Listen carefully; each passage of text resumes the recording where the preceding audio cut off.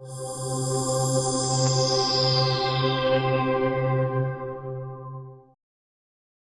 Paul Davidson, président d'Université Canada.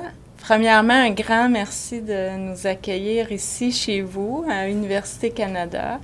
C'est un grand plaisir de pouvoir échanger, avoir cette conversation avec vous sur l'avenir des universités, particulièrement l'Université québécoise et canadienne. Et puis, Paul, on se connaît depuis quelques temps. Alors, ça va être plutôt décontracté avec... on va s'amuser un petit peu dans ces 20 minutes-là, si vous le voulez bien. Merci bien, merci pour l'introduction. Merci d'être ici, merci de venir à l'Université Canada. Vous êtes toujours bienvenus ici. Je vous félicite votre nomination et votre équipe nouveau à Laval. Je suis très, très motivé par votre projet de plan stratégique. C'est vraiment gentil d'avoir accepté de se prêter à cette entrevue qui va nous permettre de lancer notre journée de réflexion. Par la suite, les collègues, vos mots vont être repris, discutés, analysés, et puis ça va nous permettre de réfléchir à cet avenir qui est important. Ça, c'est fait que l'université fait, c'est la réflexion et l'action pour le futur. Exactement. Donc, c'est une journée merveilleuse pour vous. Merci. Merci. Paul, j'aimerais qu'on commence notre discussion, puis de la façon suivante, j'aimerais que vous nous disiez un peu votre lecture des grandes tendances dans le monde universitaire. Comment vous voyez les choses évoluer?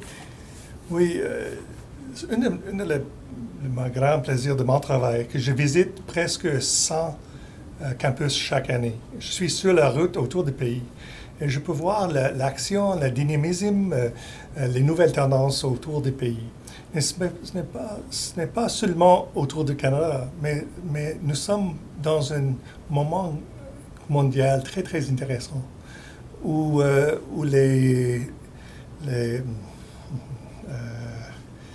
alors, quand il y a des pays qui ferment les portes au niveau international, nous sommes, à notre pays, on a ouvert les portes pour les nouveaux chercheurs internationaux, les étudiants internationaux. Donc, les tendances d'internationalisation, c'est une grande tendance qui est très, très importante pour toutes les universités de ce pays. La deuxième tendance, c'est les attentes du grand public s'augmentent. Les étudiants veulent plus, les parents veulent plus. Plus. Et les entreprises aussi. Donc, il y a beaucoup de pression sur les universités à livrer, to deliver the goods for society. Tout à fait, tout à fait. Dans cette lignée de discussion, pensez-vous qu'on prépare aujourd'hui correctement les leaders et les citoyens de demain pour les futurs de demain, pour les défis de demain? Oui. Je crois fondamentalement, oui. Les universités sont des institutions dynamiques qui répondent aux besoins de leur communauté et qui livrent les étudiants, les leaders d'aujourd'hui et de demain. Si tu vois les jeunes aujourd'hui, ils sont capables en deuxième langue, troisième langue, ils sont engagés avec le monde, avec leur communauté. Et c'est très, très enrichissant de voir ce qui passe sur les campus du Canada. Tout à fait. Hein? Et puis dans cette perspective-là, nous, on entend les universités et on voit bien que les attentes sont maintenant pas juste au début de la vie adulte, mais sont tout au long de la vie. Oui, on parlait pendant des années de l'économie savoir du 20e siècle. Mais c'est le 20e siècle, c'est l'économie savoir. Il faut continuer d'apprendre toute la vie. Il faut avoir les options, les sentiers, les manières d'apprendre toute la vie. Donc ça m'intéresse beaucoup, ce qui se passe au campus, les nouvelles manières d'enseigner les étudiants pour la vie, pour toute leur vie. Parce que c'est clair que quand on est dans une période où on consacre toutes ces journées aux études, c'est une chose. Quand on est dans un moment de notre vie où on a la famille, on a le travail, mais où on veut continuer d'apprendre, que les moyens qu'on doit nous offrir sont quand même un peu différents. On n'est plus dans des logiques de diplômes longs, puis... Tout à fait. Le modèle de remplir les étudiants avec le savoir, c'est fin. C'est une période d'interaction, de co-apprentissage avec les étudiants, d'utiliser les nouvelles techniques pédagogiques pour engager les étudiants et pour reconnaître comment les étudiants d'aujourd'hui sont différents quand nous étions au campus. Il y a beaucoup de pression sur les jeunesses, la question de la coût d'éducation, la question de la vie chargée. Et donc, c'est important que les universités répondent aux nouveaux besoins des étudiants et de nouveaux besoins de la société aussi. Oui, tout à fait. Puis dans cette perspective-là, des grands défis de société, est-ce que des grands défis de société, mais aussi ce que vous avez dit, on n'enseigne plus comme avant. C'est-à-dire que on est en train de co-construire ce processus d'apprentissage. On est en train de développer des compétences, de permettre l'intégration des compétences. Est-ce que ça va pas changer le métier de professeur de façon assez profonde? Oui, parce que la plupart des profs sont engagés depuis les dernières 10 ans. Donc, ils ont les nouvelles outils, ils ont les nouvelles expériences, les expériences internationales, les expériences avec les communautés. Donc, la question de co-création des curriculums avec les étudiants, avec les communautés auprès du campus, ça, c'est les nouvelles tendances avec les universités autour du pays. Mais je suis sûre, puis vous allez me dire, est-ce que vous voyez ça? Parce que quand on parle de co-création, quand on parle de grands défis de société, là, le défi pour une université qui est constituée autour de facultés et disciplines, ouais, est particulier. Qu'est-ce que vous en pensez? Je vois que les grandes tendances incluent le travail interdisciplinaire, international, et en collaboration entre facultés, entre universités, au niveau national et international. Donc, de structurer l'institution pour répondre à cette innovation, c'est très, très important. I'll just switch to English briefly to say that right around the world now, people are trying to find the best methods of pursuing research that's interdisciplinary, international, and in collaboration. Our structures, as they currently are, don't always respond to that. And à vous, c'est un grand défi pour réfléchir avec toute la communauté présente aujourd'hui de comment nous projeter le futur de Laval avec ces grandes tendances. Ça fait. Est-ce que le numérique va jouer un rôle particulier dans cette transformation-là, et même dans nos organisations? Est-ce que ça peut nous aider à décloisonner? Je pense que le potentiel des numériques, c'est très, très fort. Il y a un pouvoir, une force pédagogique, mais ça ne remplace pas l'importance d'un campus physique vraiment vrai. Mais on apprend beaucoup depuis les dernières années comment fonctionne le cerveau, quelle est la meilleure tendance d'apprendre. Donc, nouvelle stratégie de pédagogie, ça requiert une nouvelle stratégie de pédagogie. Il peut utiliser le numérique comme complémentaire d'autres façons d'apprentissage.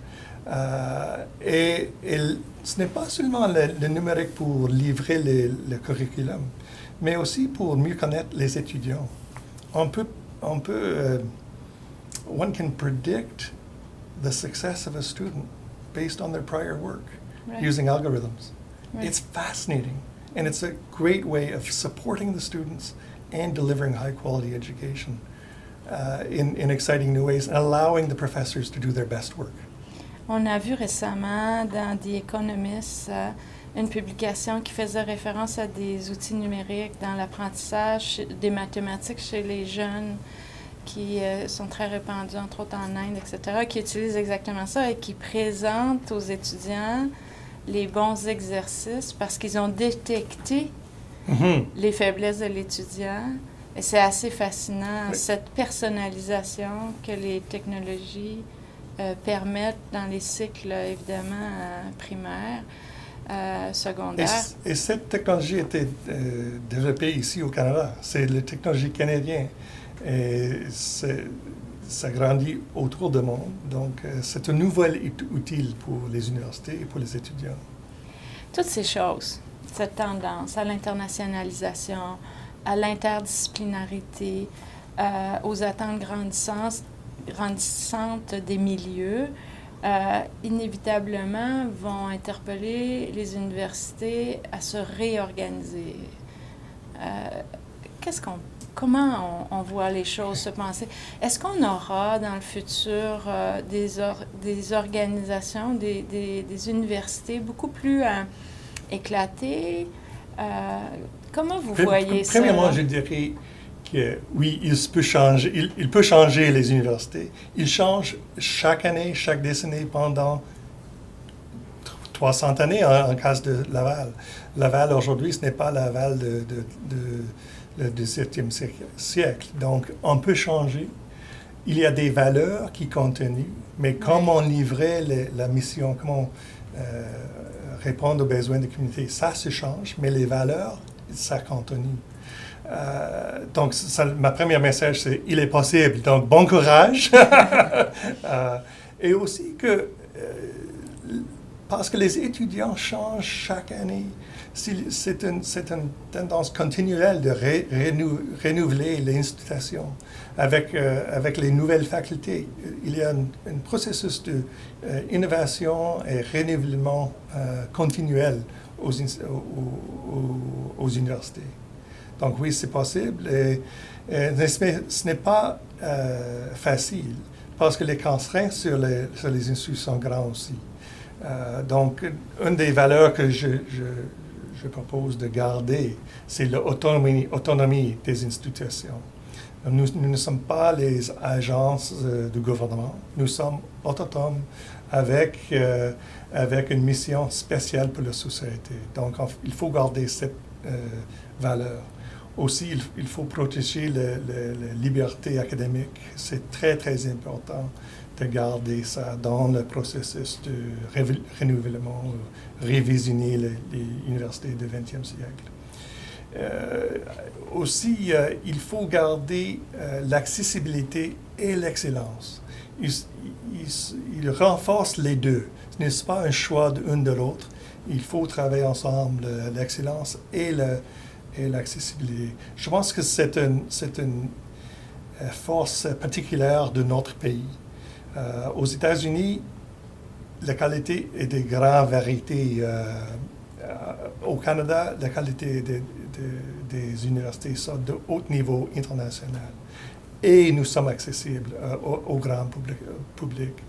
Donc, ça, c'est trois valeurs qu'il faut garder pendant une période de renouvellement aux institutions. Oui, puis je peux vous confirmer que dans le cadre de notre campagne électorale, campagne au rectorat, ces trois valeurs-là ont été reconfirmées et reconfirmées. Je pense qu'elles sont très clairement au centre de ce qu'est l'Université Laval et ce que l'Université Laval sera dans le futur. Ça, c'est très, très clair. Puis, je dis Laval, mais on s'entend que, puis vous venez le confirmer, que c'est pas juste à Laval. Il y a quand même dans ce que vous dites...